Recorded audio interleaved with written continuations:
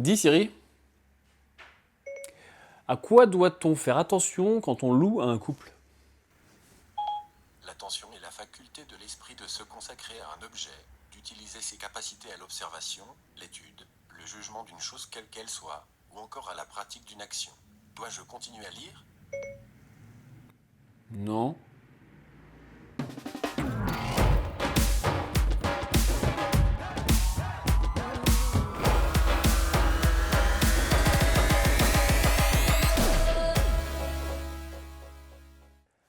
Et salut à toi très cher investisseur rentable, c'est Yann, c'est un plaisir de te retrouver aujourd'hui pour cette vidéo immobilière du jour. Aujourd'hui, on va s'intéresser aux différences, à savoir comment ça se passe quand on loue à un couple ou éventuellement quand on loue à une personne qui par la suite se met en couple. Juste avant ça, tu es libre de télécharger gratuitement ton exemplaire de mon livre.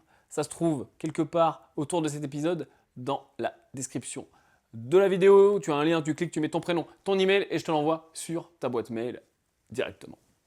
Quand on s'adresse à un couple, il y a déjà plusieurs différences, plusieurs styles de couple. Les couples mariés, les couples pacsés et les couples en union libre, en concubinage. Donc ça ne va pas fonctionner pareil. Déjà, prenons le cas le plus simple, le couple marié et le couple pacsé, puisque au niveau légal, ça fonctionne à peu près de la même façon. Les époux ou les partenaires de Pacs sont solidaires. C'est-à-dire qu'il y a l'article 1751 du Code civil qui nous dit que ils sont solidaires des dettes, etc. Ce qui veut dire que tu n'as pas besoin d'avoir la signature des deux époux bien sûr le bail pour que le couple en tant que couple, en tant qu'entité juridique soit engagé. Donc si tu loues à un couple marié ou pacsé, tu peux très bien, faire signer l'un ou l'autre. Tu peux aussi faire signer les deux, mais toujours est-il que si tu fais signer l'un ou l'autre, le bail sera consenti aux deux personnes, au couple en tant que tel. Dans le cas de concubins, de gens qui ne sont pas mariés, qui vivent simplement ensemble, si tu veux et s'ils veulent avoir le bénéfice du bail à leurs deux noms, il faudra bien faire signer les deux personnes indépendamment. Alors tu les fais signer sur le même bail, mais en tout cas, il y a bien deux signatures de deux personnes. Si les deux personnes ne peuvent pas être là au même moment, il va falloir faire tourner le bail, tout simplement. Tu le laisses à l'un, tu dis voilà, faites signer l'autre, vous signez, vous me le rendez. Mais c'est important pour toi que tu aies toutes les signatures, parce que si jamais quelque chose se passe, il y en a un qui s'en va, c'est pas comme avec un mariage.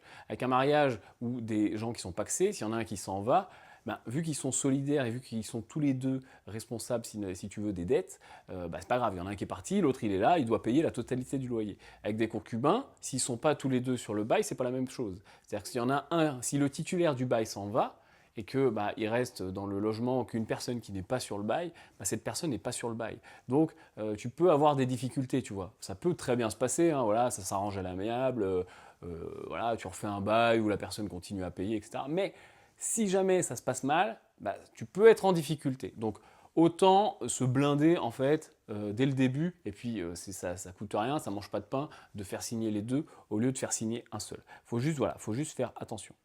Ce que je te conseille aussi, dans le cadre de concubins, c'est d'insérer une clause de solidarité dans le bail.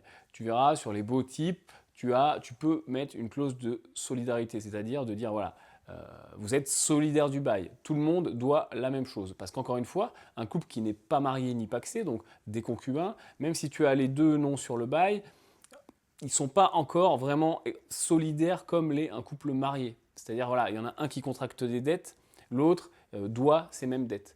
Dans un couple en concubinage, dans un couple qui n'est pas marié, s'il y en a un qui contracte des dettes, l'autre n'en est pas responsable. Donc là, ils ont beau être sur le même bail, c'est encore un petit peu litigieux. Donc, une petite clause de solidarité qui dit tout simplement, voilà, les co-contractants, les locataires sont solidaires de la totalité du paiement du loyer. C'est une petite phrase pareille qui change pas la face du monde. Dans 99% des cas, ça va bien se passer, mais on ne sait jamais. Autant, encore une fois, se blinder. Je te rappelle que dans l'immobilier, c'est souvent une question d'anticipation et une question de sécurité. Donc là, tu sais que tu es tranquille. Ensuite, on a autre chose. On a les couples qui vont se marier ou qui vont se paxer pendant qui sont locataires. C'est-à-dire, voilà, tu as un célibataire qui arrive dans ton logement, et puis il trouve quelqu'un, et puis il se marie. Donc à ce moment-là, c'est pareil, c'est un petit peu litigieux. Il faut bien que tu comprennes que dans la très grande majorité des cas, ça va très bien se passer. Ils vont se marier, voilà, il y a deux solutions. Soit ils restent dans le logement, ils habitent tous les deux ensemble, ou soit ils vont acheter plus grand, ils vont trouver une maison, et puis ils s'en vont.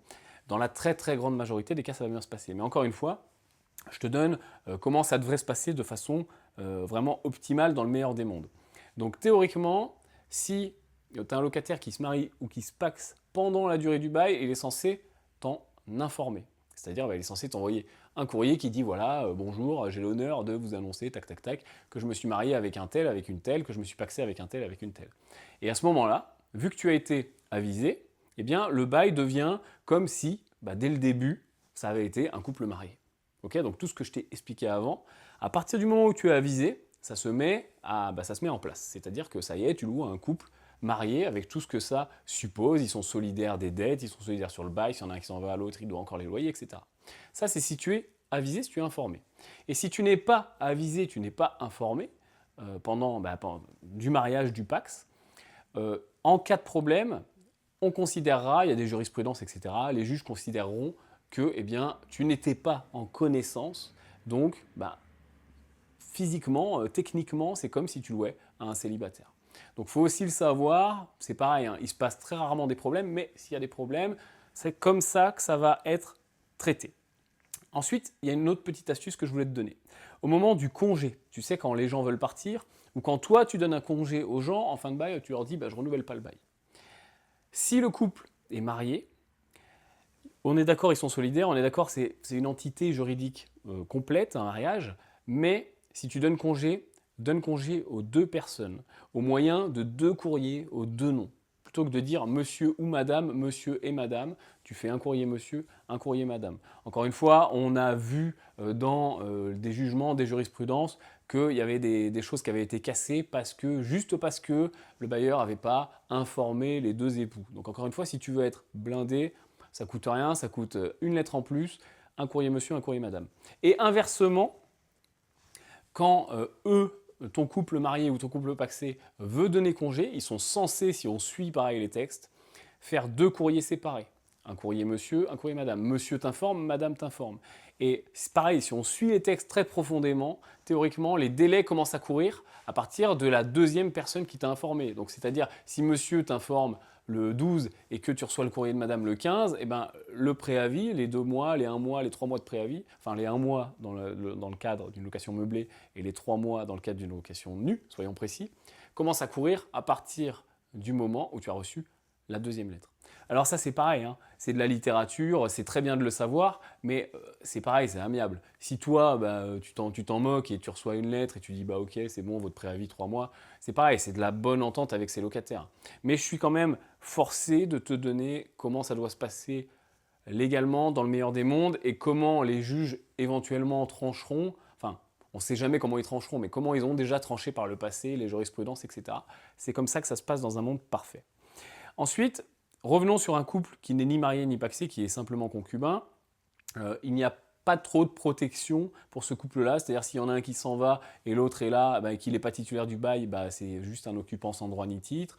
Il n'y a pas, tu vois, de disposition spéciale, sauf en cas de décès. Si un couple est notoirement ensemble, donc pareil, dans les textes, c'est depuis plus d'1 an, donc des gens qui vivent ensemble depuis plus d'1 an, sont considérés être un vrai couple finalement. Et s'il y en a un qui décède, l'autre récupère le bail. Même s'il n'est pas sur le bail, l'autre récupère le bail. Donc ça, c'est une disposition un peu spéciale pour les couples concubins. Donc en fait, si je résume pour toi en tant que bailleur, tu vas avoir 3 actions à faire pour être sûr d'être tranquille. La première, c'est quand quelqu'un veut te louer, tu vas demander le plus souvent un avis d'impôt sur le revenu pour voir un peu les revenus de la personne, etc. Sur l'avis d'impôt sur le revenu, c'est marqué. Si la personne est mariée, c'est inscrit dessus. Donc déjà, si tu as oublié de le demander ou si la personne ne te l'a pas dit, tu verras si elle est mariée ou pas.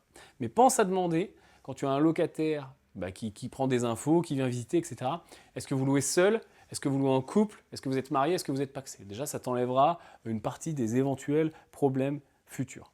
Deuxième conseil, en cas de notification à faire, un courrier pour un retard de loyer, un courrier pour un non-renouvellement du bail, etc. Enfin, tous les courriers un peu officiels que tu aurais éventuellement à envoyer à tes locataires, s'ils sont mariés ou pacsés, envoie aux deux.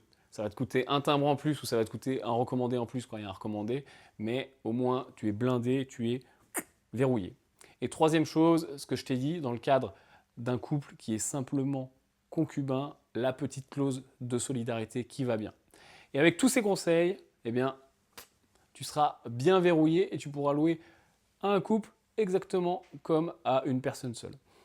L'important, encore une fois, hein, je te donne toujours les solutions les plus jolies, les solutions intermédiaires, et puis des fois, si ça se passe mal, c'est aussi bien de savoir ce qui va se passer et comment ça va se passer. Donc là, tu es armé pour louer sans aucun problème au couple, et je te dis surtout pas de ne pas louer au couple.